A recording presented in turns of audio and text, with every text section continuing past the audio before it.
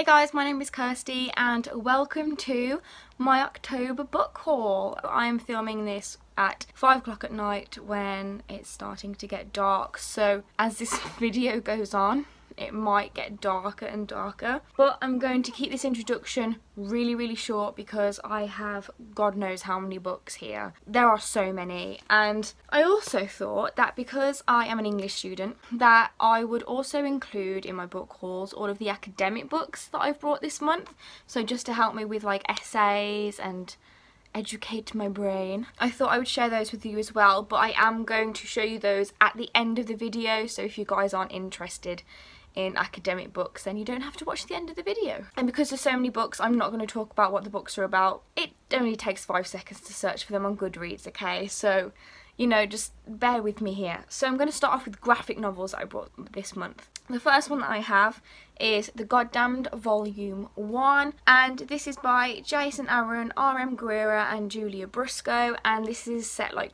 1,600 years after Eden, and it's like apocalyptic and stuff like that.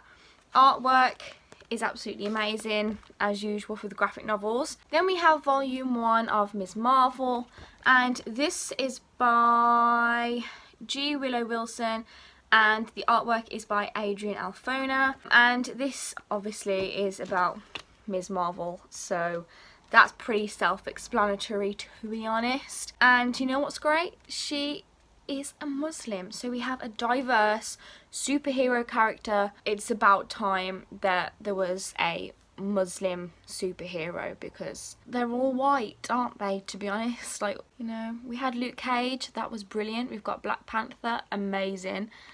But a Muslim superhero, that is fab, so I can't wait to read this. It is thin, but you know, it'll be quick to read. Then I have Paper Girls Volume 3, and this is by Brian K. Vaughan. And who is the artist? Cliff Chiang. The colours is Matt Wilson, and the letters is Jared K. Fletcher. Obviously, I can't even talk about this volume even if I wanted to because it's volume 3, and spoilers, just know that it's girls that they do a paper round and they visit mysterious worlds, so that is all you need to know. And the artwork is like this. The last graphic novel that I have for you is Eclipse, and this is by Zach Kaplan, Giovanni Timpano and Chris Northrop. This is volume 1, and this is about like this apocalyptic dystopian world where the sun kills people because it's that harmful. That sounds really interesting, and quick look at the artwork there. Graphic novels done, yay. Okay, on to the second section of this book haul, and these are just 3 books that my mom brought for me because she saw them and she was like, you know what, Kirsty would really like those, I'm gonna buy them her. And that is Northern Lights by Philip Pullman, Subtle Knife by Philip Pullman, and The Amber Spyglass by Philip Pullman, because I listened to these on audiobook and I really wanted the physical copies, but I wanted the old covers and not the new covers, because these are the covers I used to have when I was little, but I got rid of the books, so Mom decided to rebuy them for me, so forever grateful. So those are those 3.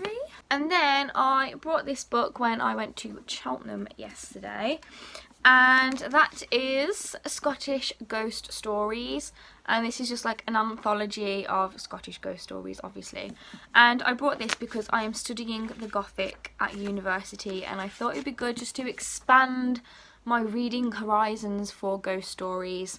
So I thought I would pick this up at a second-hand bookshop in Cheltenham, which is called Moss Books. And if you watch my readathon video, on my life, it is crazy the amount of books that are in that store. They're like piled everywhere, and I nearly knocked a pile of books over. I thought I was going to die. Next we move on to the books that I brought myself this month. These aren't the academic books, these are just books that I was like, you know what, I need this in my life, I'm going to buy it.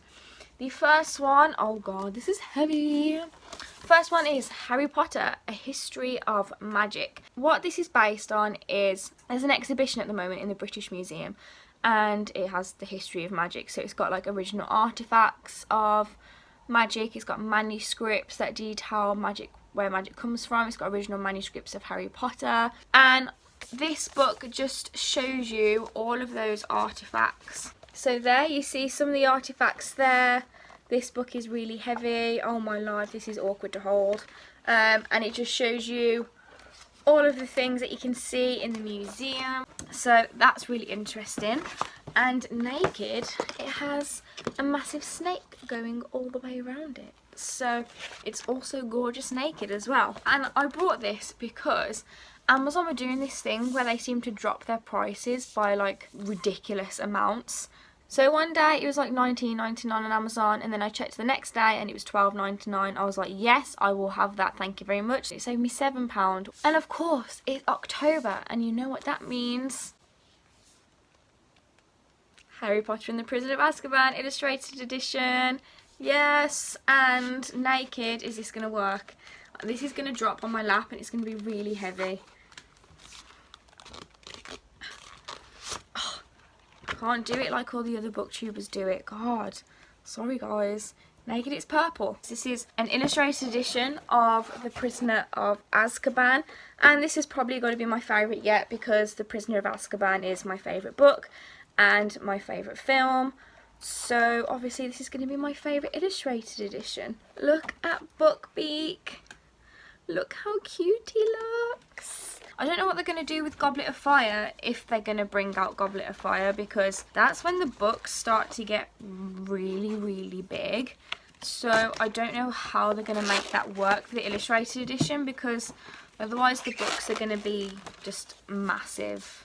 I mean, this is heavy as it is, so God knows what the Goblet of Fire is going to be like. The next book that I brought was from the charity bookstore that I work at, and that is The Turn of the Screw by Henry James, and this is the vintage classic edition. So it's got black sprayed paint pages, edges, whatever you want to call it. It's quite a small book. It cost me £1, and I bought this as well because this is a gothic story, and like I mentioned, I'm doing the Gothic University, so I thought I would read more gothic literature. Like, how nice is this edition?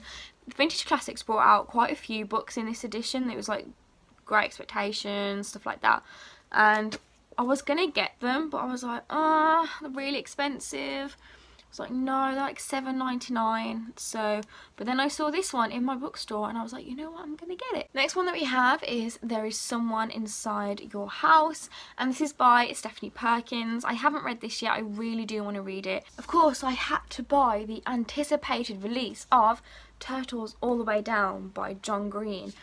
I've heard mixed opinions on this book. Some people have said that it was absolutely amazing and it destroyed their soul, and it was just brilliant John Green as always. I've heard other people say that it was a complete letdown, so I'm just like, okay, I don't know which person to agree with, so I brought it anyway. I will make up my own opinion.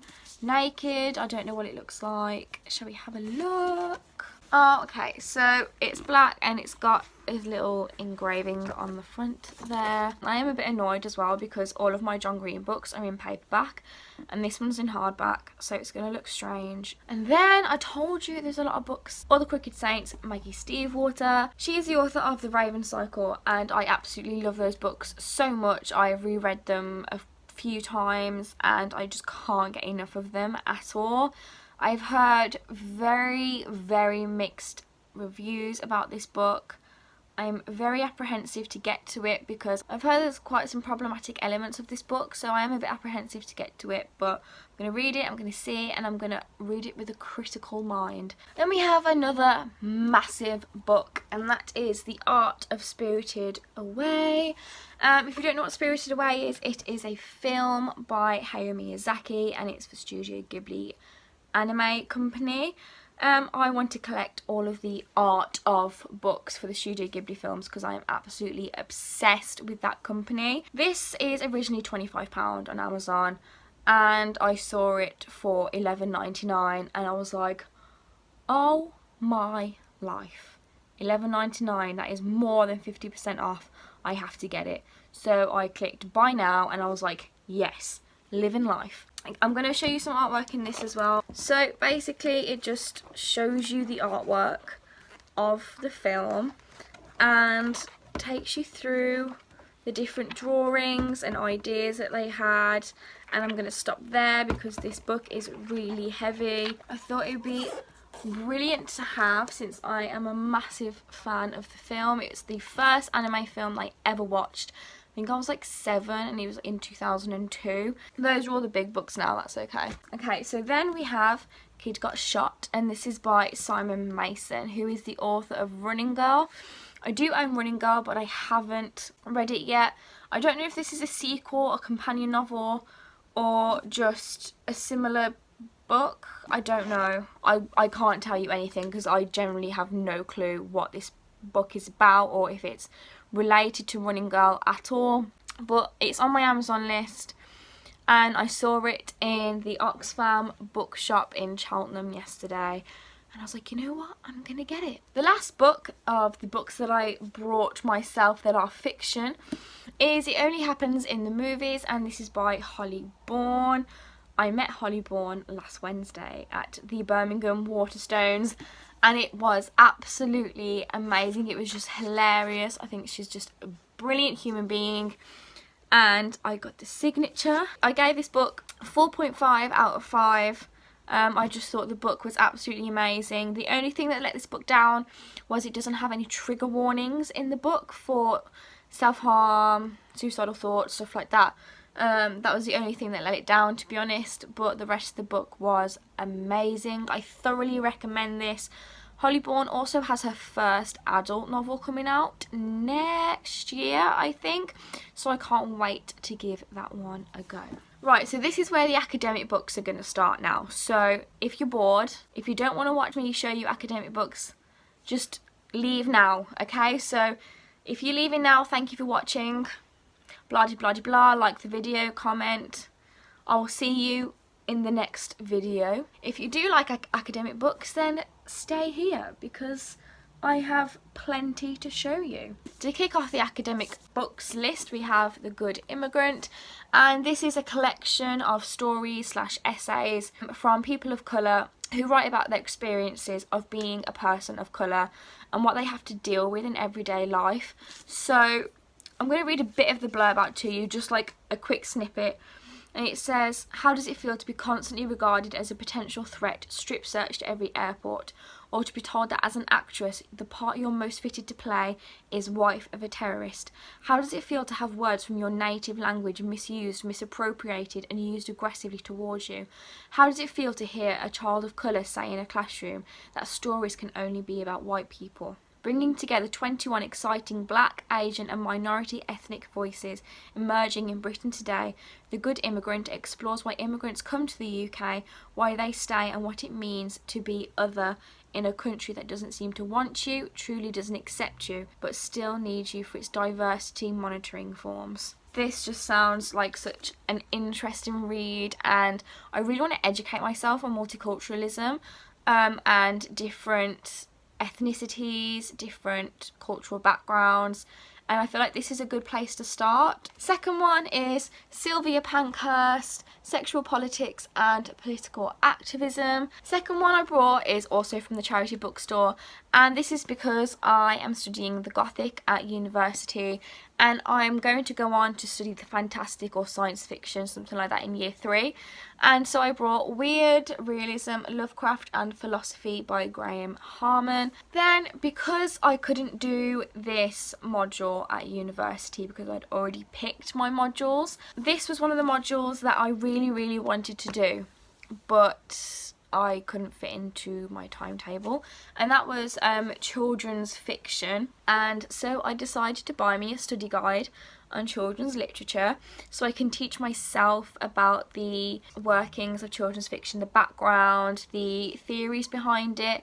So I thought I would buy this, and it seems very, very interesting. It looks at Harry Potter, the Northern Lights. I also brought another children's fiction academic book, and I brought this from Oxfam in Cheltenham yesterday, and that is Children's Literature by Peter Hunt. The next one that I brought was Postmodernism, and this is like a teach yourself postmodernism book, and this is because I did postmodernism in college and I absolutely loved it. I love the idea of postmodernism, but I've never actually explored it further in the lessons that I take at university, and there's so many terms and stuff like that with postmodernism, but it still really interests me and I kind of want to delve a little bit more into it in my spare time.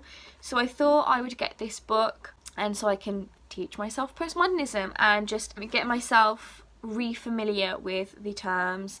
And I got this from the Oxfam bookshop in Cheltenham yesterday as well. This is the last academic book, okay, this is the last one.